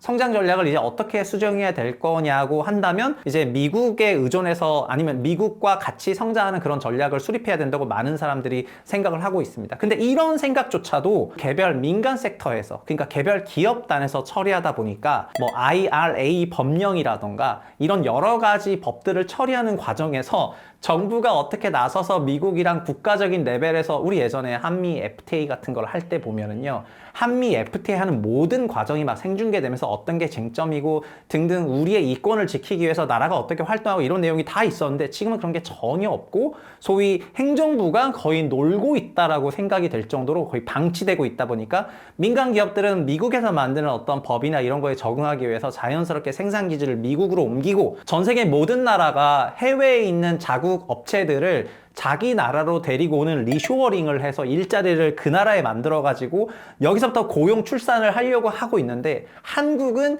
정반대로 오프쇼어링이라고 해서 한국에 있는 제조시설을 전부 미국이나 다른 나라로 끌고 가면서 한국의 일자리를 그렇지 않아도 없는데 더 없애는 정책을 민간 레벨에서 하고 있는데 이거를 여전히 냅두고 있거든요. 그러니까 이거는 민간 기업이 나쁘다는 게 아니라 민간 기업 레벨에서 적응하려고 하다 보니까 결국 이렇게 개별 단위로 움직이게 되는 건데 이런 거에 대해서도 어젠다가 하나도 안 주어지고 있다는 거예요. 그래서 한국은 일자리가 점점 사라지고 있는 그런 나라가 되고 있고 생산기지가 점점 해외로 가기 때문에 해외로 거기서 일자리를 만들어내면서 다른 나라에 엄청난 기여를 하고 있습니다. 우리나라 기업들이 한국에 생산기지가 있어서 어떤 경제적인 불이익을 받는다면은 충분히 다른 여러 가지 방법으로 그 기업들에게 혜택을 줄 수가 있거든요. 근데 그런 것들을 통해 가지고 과거, 그러니까 소위 이건 70년대, 80년대 수십 년 동안 그 국가가 특정 산업을 육성하기 위해서 상당한 혜택을 줬던 걸 지금도 많이 반복하고 미국이 지금 하고 있지 않습니까? IRA 같은 법령으로. 그러니까 여전히 지금도 할 수 있는 그런 키워드인데 이것도 안 하고 있어요.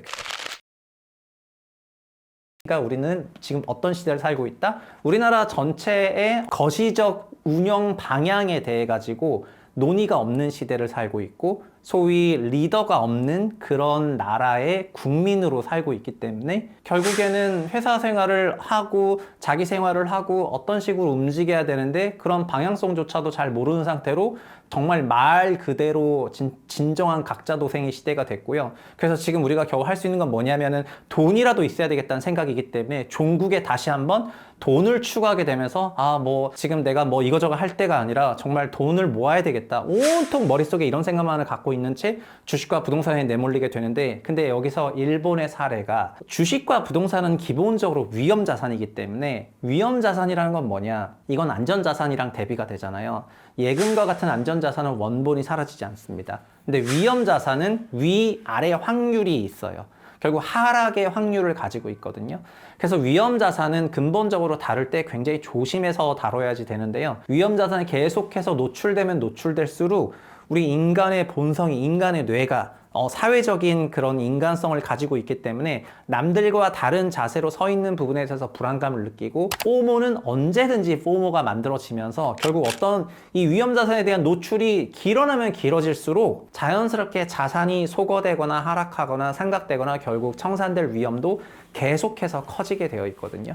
그러니까 미국도 401k 퇴직연금을 디폴트 옵션이라고 해서 개인들이 하는 게 아니라 펀드에 들어가도록 기본적으로 세팅하고 전문적으로 운용하는 운용력들이 하잖아요. 근데 우리는 DC형으로 하는 사람들이 막 각자 버핏인 것처럼 이렇게 하고 있는데 지금 퇴직연금 아니라 개인 재테크조차도 이렇게 모든 위험자산이 완전 노출돼서 전 국민이 조직적이고 체계적으로 이렇게 투자를 하고 있는데요. 지난 자산시장은 그렇게 호락호락한 시장이 아니고 위험자산이라는 건 결국 언제든지 그 본질적인 속내를 드러낼 수가 있거든요. 그러면은 우리는 나중에 이렇게 몇 년 더 지나서 우리나라의 많은 가게들이 자산을 청산당하게 됐을 때는 그때는 그 사회보장기금이라든가 그때는 그 노후에 필요한 그런 자금들을 나라가 내야 될 텐데 그걸 어떻게 내겠다는 거죠? 전 국민을 재테크로 몰입시켜 놓은 이런 시스템이 15년 넘는 기간 동안 계속해서 돌아가고 있는데 이거에 대해서 아무도 문제 제기를 하지 않고 그냥 주식을 잘하는 사람, 부동산을 잘하는 사람 그런 사람들은 그냥 소수의 선택받은 사람들이고 부동산을 못하고 주식 투자를 못하는 사람은 그거는 본인이 열심히 노력을 안 해서 마치 개인에게 그 책임을 물리는 것처럼 지금 이런 사회 분위기를 만들어가는 게 문제라고 생각합니다. 제 지인은 얼마 전에 출산을 했는데 출산을 하고 나서 몸조리가 다 끝나지 않은 상태에서도 부동산 아카데미에 주말반에 나가서 부동산 교육 과정을 듣고 있습니다. 이게 정말 진정 정상인 나라라고 생각을 하십니까? 그런데 이런 상황에서 제가 출산율 얘기하고 이런저런 문제를 얘기하면은 제 채널에 이런저런 댓글들이 주로 다 응원을 하시는데 우리나라의 안 좋은 점을 너무 안 좋게 본다고 하거나 부동산 가격이 하락했으면 좋겠다라고 말을 한다거나 이렇게 답글 다시는 분들도 계세요. 그런데 근본적으로 제가 째부심 채널에 광고도 안 받으면서까지 지금 이 채널을 이렇게 운영을 하는 거는 이 컨텐츠가 정말 무료 컨텐츠로 많은 사람들에게 퍼졌으면 좋겠다라는 그런 생각을 하는 것이고요. 저도 그렇지만 컨텐츠를 통해 가지고 많은 영감을 얻고 그리고 생각을 바꿔왔거든요. 그래서 그런 영향력을 행사하고 싶어서 이런 영상들을 만드는 것이지 뭐 어떤 특정 자산의 등락에 제 이권이 걸려 있거나 그런 거는 아니라고 말씀을 드리겠습니다. 그래서 오늘은 지난 며칠 동안 과거에 올렸던 저출산 관련한 영상들이 제 주변의 지인들이 굉장히 그걸 돌려보고 또 조회수 많이 나와서 그거에 대해서 직접적으로 연락이 왔길래 이런저런 얘기를 했는데, 한국은 정말 근본부터 뜯어고쳐야 될 것들이 산더미 같이 있는데 지금 이런 거에 대한 논의가 15년째 아무것도 없는 거고요. 지금도 없다. 그렇게 느껴지고, 그래서 그런 부분이 되게 아쉽더라 이렇게 말씀드리겠습니다. 다만 앞으로, 오늘은 좀 자가 비판적인 그런 얘기를 했는데, 앞으로는 그러면 어떻게 해야지 이런 제도들이 순서대로 바뀔 수 있을지에 대해서 하나씩 좀 얘기를 해 보려고 하고요. 그리고 일부는 이런 걸 너무 소위 희망 고문이라고 받아들일 수도 있겠지만, 그래도 정말 바꾸려는 생각을 해야 바뀌는 거잖아요. 그래서 그런 차원에서 들어주셨으면 좋겠고, 그리고 결국 영상은 많이 퍼지고, 모든 사람이 영상을 만들 때 영상이 많이 퍼지길 바랍니다. 저도 마찬가지예요. 많은 사람들이 이 영상을 토대로 야, 이런 내용이 있었던데 너 혹시 들어봤어? 라고 할 수 있는 그런 영상을 만들려고 저도 최선을 다해서 노력하겠습니다. 잘 부탁드리겠습니다. 감사합니다.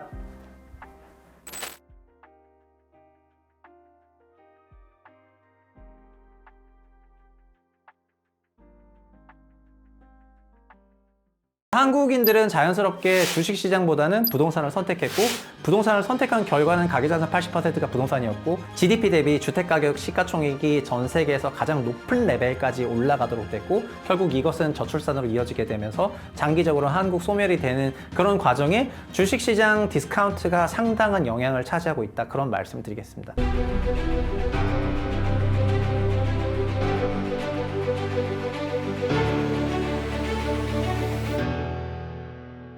안녕하세요. 분사광 최상욱입니다. 대만 증시 시가총액이 한국 주식시장 시가총액을 넘어버렸습니다. 원래 대만 증시 시가총액은 우리나라 증시 시가총액이 약 3분의 2 정도 수준에서 70, 80%대에서 꾸준하게 10년 넘게 유지가 됐었는데, 2020년대 들어서 좀 따라붙기 시작하더니 최근에는 그냥 완전히 넘어서 버렸어요. 대만 증시 시가총액은 거의 2조 달러 수준에 육박할 만큼 올라갔고, 저희는 뭐 1.7조 달러 수준에 머무르고 있기 때문에 시가총액 기준으로는 상당히 차이가 나는 것 같습니다. 그리고 아시겠지만 대만에는 그 유명한 TSMC가 있고, TSMC는 엔비디아나 애플의 가장 중요한 칩들을 거의 제조 설계하는 그런 파운드리 사업을 하고, 글로벌 시장 점유율 50%가 넘기 때문에 말 그대로 IT 기업의 총아와 같은 그런 기업이고요. 우리나라도 삼성전자나 하이닉스 같은 그런 기업이 있지만, 여기는 이제 메모리 반도체 사업을 위주로 하는 그런 기업이고, 삼성전자가 파운드리를 하지만 파운드리 시장 점유율이 20%가 안 되게 좀 낮기 때문에 아직은 TSMC만큼 그런 높은 수준의 밸류에이션을 받지 못하고 있는 것 같습니다. 그리고 최근 들어서 하이닉스가 엔비디아의 메모리를 납품하고 이러면서 하이닉스에 대한 그런 관심이 좀 올라간 건 맞는데, 제 지난번 분석왕 영상에서 보셨겠지만 하이닉스도 약점이 없는 건 아니거든요. 그리고 근본적으로 삼성전자가 시총이 제일 큰데 시가총액 큰 기업에서 지금 이런 시장을 선도하지 못하고 있기 때문에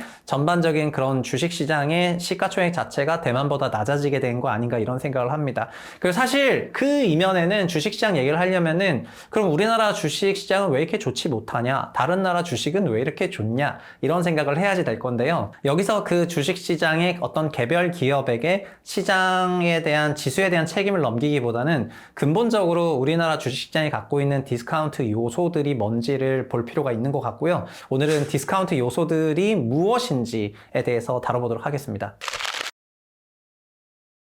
한국 주식시장은 과거로부터 항상 디스카운트를 받아왔는데요. 최근에도 슈카월드의 그 슈카님이 윤석열 대통령에게 코리안 디스카운트에 대해서 물어봤고, 답변이 이렇게 상속세제로 나왔습니다. 그런데 금융시장에 있는 사람들한테 코리안 디스카운트 원인이 뭐냐고 물어본다면은, 그것은 근본적으로 뭐냐면은 수익률의 격차에서 디스카운트가 나오는 거예요. 그러니까 우리가 수익률이라는 걸 얘기할 때 많은 사람들이 오해를 하는 것이 있는데요. 안전자산이라는 것이 있고, 안전자산이 제공하는 무위험 수익률이 있습니다. 예금 금리가 3%라면은 이거는 무위험으로 3%의 금리를 거의 낼 수가 있기 때문에 이 수익률은 무위험 수익률이 돼요. 그리고 통상적으로 국가는 영구히 존치한다고 생각하기 때문에 소위 10년 만기 채권, 이런 것들도 안전자산으로 분류가 되고, 사실 채권도 금리에 따라서 가격이 등락이 있지만 결국 만기까지 갖고 가면은 그 수익률을 확실히 볼 수가 있기 때문에 이런 건 이제 안전자산이 되는 겁니다. 다만 채권 중에서도 위험 등급 채권들이 있는데, 그거는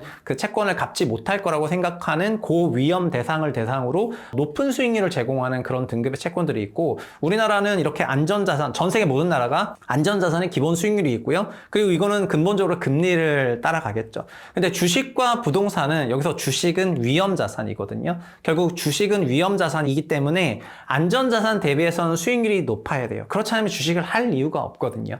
근데 주식이라는 게 또 한도 끝도 없이 무조건 올라가는 게 아니라 결국 그 기업의 성장성에 따라서 EPS라고 하는 그 기업의 당기순이익이 상승을 하고, 상승하는 당기순이익이 속도에 따라서 그 나라 시가총액이 뭐 왔다 갔다 하고 하거든요. 그런데 여기서 단순히 그 실적 성장만 가지고 주식시장이 성장하냐, 그건 아니고 근본적으로 주가가 상승할 수 있는 그 예상 수익률, 위험자산이니까 요 수익률이 있고요.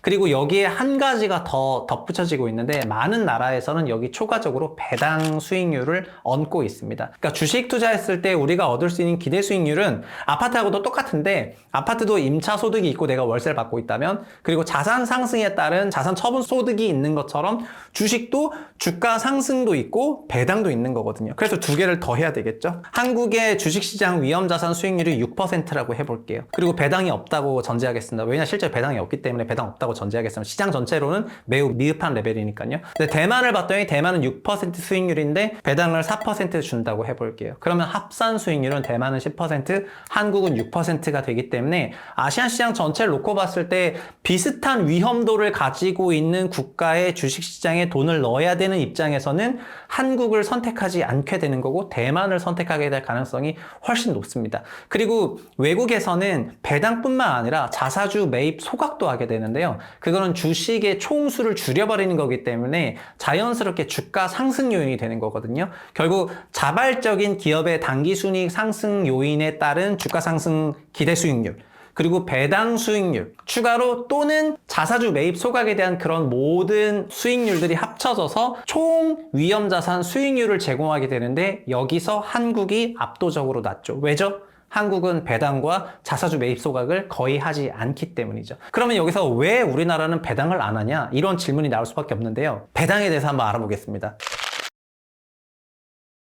우리의 배당은 결국 배당 소득세라는 게 돼가지고 결국 배당을 받아서도 세금을 내게 되어 있습니다. 근데 한국의 배당 소득은 이거야말로 정말 근본적으로 우리가 가지고 있는 잘못 중에 하나인데요. 배당 소득세가 종합소득으로 들어가 있습니다. 잘 보세요. 우리가 말하는 종합소득, 우리가 일해서 뭐 등등 예금 이자를 받아서, 금융 이자를 받아서 이런 형태의 소득은 안전자산으로부터 아니면 경상적으로 반복되는 활동으로부터 나오는 소득이기 때문에 소득세율을 6에서 45% 구간을 받고 있고, 이건 전 세계가 구간만 조금 다르다 뿐이지 비슷한 세율을 가지고 있습니다. 6에서 45% 받고 있죠. 일부는 42이기도 하고 우리도 42에서 최고 45로 올랐지만 이건 우리가 내야 되는 소득이에요. 그런데 주식은 위험자산이기 때문에 위험자산은 이익이 날 수도 있고 안 날 수도 있잖아요.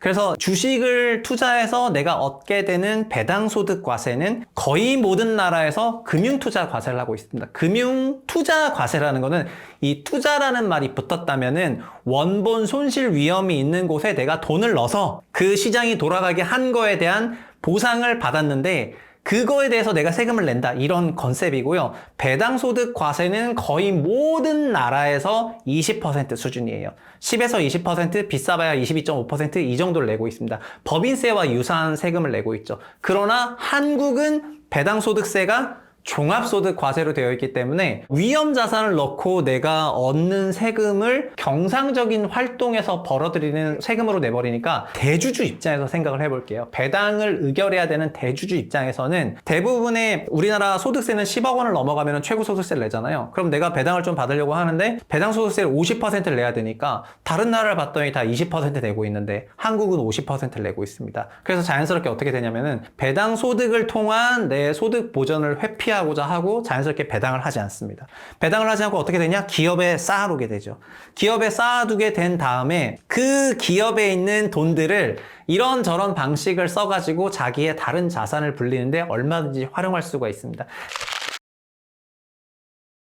가장 대표적인 것이 일감 몰아주기인데요. 어떤 특정 매출이 일어나는 상품이라든가 제품이나 이런 것들을 내가 최대 지분을 갖고 있는 기업을 만들어서 혹은 내 아들이, 내 딸이, 내 자녀들이 최대 지분을 갖고 있는 회사를 만들어서 그 회사와 매출을 일으키면서 기업을 키워줄 수가 있어요. 이게 일감 몰아주기라고 하는 전반적인 편법적 상속 절차인데요. 이 일감 몰아주기를 누가 방어를 해야 되냐면은 그 회사의 이사회가 방어를 해야 되도록 되어 있습니다. 그러나 우리나라 이사회는 주주를 위해서 일하도록 되어 있는 것이 아니라 회사를 위해서 일하도록 상법에 정확하게 명기가 되어 있어요. 그러니까 한국의 이사회가 그 기업의 이상한 경영을 항상 모니터링 할 수 있는 그런 존재들인데, 한국 이사회의 롤 자체가 이런 이상한 경영에 대해서 주주들에게 손실을 주는 그런 행위라 하더라도 그거에 대해서 제재할 수 있도록 된 게 아니라 그냥 회사를 위해서 일하도록 설계가 되어 있습니다. 결국 최대 주주나 그런 입장에서는 얼마든지 이런 형태의 사업들을 했을 때 크게 문제되지만 않는 선에서는 이렇게 할 수 있고요. 그리고 작은 기업 같은 경우에는 그냥 회사에 두면서 배당 안 하고 자기가 그 회사 법가 쓰고 등등등 이런저런 일을 하면서 그 회사를 사실 사유화하는 이런 절차를 갖고 있습니다. 그럼 이 얘기는 뭐냐면 결국 주주는 어디선가 손실을 보고 있다는 건데요. 이런 시스템을 뜯어 고치려면 두 개를 고치면 되는데, 하나는 얼마 전에 시행을 하기로 했던 배당소득 과세를 금투세로 넣기로 했던 이 제도에 대해서 명확하게 시행을 하는 거고요. 그런데 많은 사람들이 금융투자소득세에 대한 시행을 배당소득세에 대한 개편으로 시행을 하는 게 아니라 주식의 양도소득 때문에 시행을 한다고 많이들 생각을 하시는 것 같습니다. 주식 양도소득세도 투자 때문에 나오는 소득이기 때문에 금투세가 들어가는 건 맞지만, 지금 논의 자체가 주식 양도소득이 아니라 결국 우리나라의 주식시장 전체의 수익률을 높이기 위해서는 배당이 활성화돼야 되는데, 배당소득을 금투세로 넣는 것이 배당을 기본적으로 늘리는 큰 꼭지 중에 하나이기 때문에 금투세의 도입이 2020년에 엄청나게 논의가 됐었던 거고요. 당시에도 한국 디스카운트가 있었는데, 한국 디스카운트의 모든 원인은 한국 주식시장이 가장 낮은 수익률을 보이고 있기 때문이라는 거에 대해서 거의 모든 전문가들이 합의했기 때문에 이 제도를 시행하게 된 것입니다. 근데 지금 기저가 되는 그런 것들을 고치지 않고 이 제도만 시행하다 보니까 한국 주식시장은 올라가는 것도 없는데 양도세를 내라 그러니까 많은 개인 투자자들이 싫어하는 거고요. 이게 배당소득과 양도소득과 금융투자소득세가 그런 논의가 있었던 배경 중에 하나고요. 그리고 하나 더 상법 개정인데요. 두 가지 꼭지 중에 하나가 상법을 고쳐야 되는데, 이사회가 주주를 위해서 일하도록 개정이 돼야 됩니다. 저희가 AI로 유명한 샘 알트만이 작년에 소위 이사회로부터 보직 해임을 당하면서 전 세계적인 화두가 있었는데요. 이사회가 건전하게 그 대표이사가 그런 일을 하고 있지 않다고, 혹은 회사의 비전이라든가 전략적인 목적과 다른 어떤 사적 추구 활동을 하고 있다고 판단되면 이사회가 활동한 거를 보여준 매우 좋은 사례라고 하겠습니다. 물론 그 이후에 실제 이사회의 결정이 잘못됐다는 걸 알고 다시 복귀하는 그런 과정이 있었지만, 결국 대표이사 혹은 최대주주조차도, 최대주주가 대표이사인 경우에 내가 회사의 경영에 대해서 주주 가치를 최대한 제고하고 있지 않으면은 이사회가 언제든지 활성화할 수 있어야 되는데, 한국의 이사회는 삼성과의 에버랜드 전환사채 관련한 그런 사건 이후로 회사를 위하도록 세팅되어 있기 때문에 이 상법 개정이 지금도 잘 안 되고 있는 상태고, 정말 수십 년 전 과거부터 멈춰 있어서 어떻게 보면은 모니터링 해야 되는 관찰자이자 주식시장의 파수꾼이자 그 회사가 이상한 짓을 하지 않게 하는 가장 중요한 단체인 이사회가 제대로 활동을 하지 못하고 있습니다. 이 두 가지로 인해서 한국은 낮은 수익률, 배당 없고 회사의 어떤 편법, 증여나 아니면 다른 방식의 일감 몰아주기 등등의 작태를 하면서 우리나라 주식시장이 이렇게 근본적으로 낮은 수익률이 유지될 수밖에 없도록 이렇게 되어 있고요. 그리고 여기에 연금이 운용되는 방식부터 시작해서 퇴직연금이 운용되는 방식, 그리고 지수 상정 방식과 패시브 중심으로만 운용되는 이런 과정들 등등까지 덧치게 되면은 우리나라 주식시장은 정말 비매력적인 시장이 되는 거예요. 과거에는 한국이 가지고 있는 지정학적 위험이 코리안 디스카운트의 근간이라고 생각했었을 때가 있었어요. 북한으로부터 여러 가지 무기 시험이란 이런 것들이 있을 때 외국에서 바라봤을 때 한국이 지정학적으로 군사적으로 불안감을 준다라고 생각해서 이게 한국 디스카운트의 원인이라고 생각을 한 적이 있었습니다. 그러나 그 이후에 우리 주식시장이 다른 나라들과 근본적으로 뭐가 다르냐라고 했을 때 기본적으로 세제에 대해서 완벽하게 깔끔하게 정리가 안 된 거고요. 그런 부분들을 고치려고 2020년에 많은 많은 노력을 했는데 지금 금투세가 다시 한번 폐지된다 만다 하는 이런 논의가 되는 것 자체가 참 아이러니한 상황이라고 하겠습니다. 사실 금투세에서 양도소득세가 화두라고 하면은 우리나라 말에 좋은 속담이 있는데 곳간에서 인심난다라고 하는 그런 말이 있잖아요. 만약에 본인이 주식 투자를 했는데 주식 투자 성과가 몇 년간 좋았다. 그래서 한 5년간 꾸준히 성과가 좋았는데 그 주식을 처분할 때 양도소득세 10%를 내라 하면은 안 낼 사람 없을 것입니다. 왜냐하면 이미 현재 미국 주식 같은 경우에는 양도소득세가 이미 있기 때문에 우리나라에서 해외 주식을 투자하는 사람들은 양도세의 존재를 다 알고 있고 그 양도세를 어쩌고저쩌고 궁시렁궁시렁 폐지해야 돼라고 하는 사람은 없거든요. 그러나 미국 주식에 대해서는 왜 이렇게 우호적이냐면 미국 주식은 계속 올랐기 때문이고요. 한국 주식은 오른 것도 없는데 양도세 도입하겠다고 하니까 화를 내는 것이죠. 그래서 양도세를 곧바로 도입하는 것이 아니라 주식시장이 정상적으로 돌아가도록 주식시장에 대한 개혁을 한 이후에 연금개혁, 그 다음에 상법개혁, 그 다음에 소득세제 관련한 여러 가지 세제개혁, 그리고 주식시장의 거래 관련 건전한 절차를 도입하고 등등 이런 활동들을 다 한 다음에 금투세를 시행을 하는 것이 맞죠. 그러면 실제로 주식시장이 올라갈 수도 있으니까요. 근데 현재는 이런 제도 개선 같은 건 하나도 하지 않고 굉장히 위험 자산인데도 낮은 수익률을 주는 주식시장에서 활동을 할 건데 세제는 글로벌 스탠다드를 따라갔으니까 너는 양도소득세 과세를 내라. 그러면 어느 개인 투자자가 이 금융투자 소득세가 도입된 거를 환영하겠습니까? 그러면서 거래세는 또 계속 부여하고요. 그러니까 이런 시스템 전체를 건들 때는 총체적으로 이익이 있는 곳에 세금이 있잖아요. 그럼 이익이 나게 해줘야 될 거 아니에요. 이익이 나게 해주지도 않은 상태에서 정말 이런 아사리판에서 어떻게 굴르고 굴러가지고 겨우 성과를 냈는데 그거를 다 걷어가겠다 그러면은 납세자 입장에서는 정말 이해가 안 되는 일이겠죠. 그래서 우리나라 주식시장이 디스카운트가 된 거는 상속세제는 정말 빙산의 일각이고요. 근본적으로는 결국 모든 자산은 수익률로 말을 하거든요. 한국 주식시장의 수익률이 전 세계 최저 수준이기 때문이고요. 이 전 세계 최저 수준의 수익률을 그대로 놔두게 되는 순간 많은 기업들은 내가 자녀들에게 증여를 해야 된다고 느끼면 느낄수록 주가를 부양시킬 이유가 없고 주가를 계속해서 낮게 유지하고 싶은 유인만 느낄 뿐입니다. 왜냐하면 세금을 많이 내야 되니까 주가가 올라가면은 주가가 올라간 것이 그 기업에게도 도움이 되고 주주에게도 도움이 되고 이런 생각을 해야지 주가를 올릴 생각을 하는 건데 현재 우리나라의 거의 모든 기업들은 증여나 상속을 해야 되는 그런 선대에서 자녀나 혹은 손자녀로 넘어가는 그런 전환기에 있으면서 주가를 어떻게 하면 낮출까를 고민하는 그런 상황만 펼쳐지고 있기 때문에 근본적으로 주식시장으로 돈이 여기서 추가적으로 더 굴러갈 수가 없고요. 그래서 한국인들은 자연스럽게 주식시장보다는 부동산을 선택했고 부동산을 선택한 결과는 가계자산 80%가 부동산이었고 GDP 대비 주택가격 시가총액이 전 세계에서 가장 높은 레벨까지 올라가도록 됐고 결국 이것은 저출산으로 이어지게 되면서 장기적으로 한국 소멸이 되는 그런 과정에 주식시장 디스카운트가 상당한 영향을 차지하고 있다. 그런 말씀을 드리겠습니다. 그럼 여기서 뭘 고쳐야 될지는 영상을 통해서 어느 정도 말씀을 드렸는데 상법 고쳐야 되고 세제법 고쳐야 되고요. 그리고 행정적으로 기술적으로 먼저 시장을 살리려는 그런 제도 개선을 먼저 하고 그 다음에 금투세 도입은 순차적으로 도입하거나 이런 식으로 하면서 시장이 살아난다는 걸 먼저 보여주고 그 다음에 세금을 거두려고 노력하는 것이 맞지 결국은 한국 주식시장의 그 디스카운트 요소를 해소하는 거는 시스템이 그 디스카운트 요소를 해소하도록 잘 꾸려주면 되겠죠.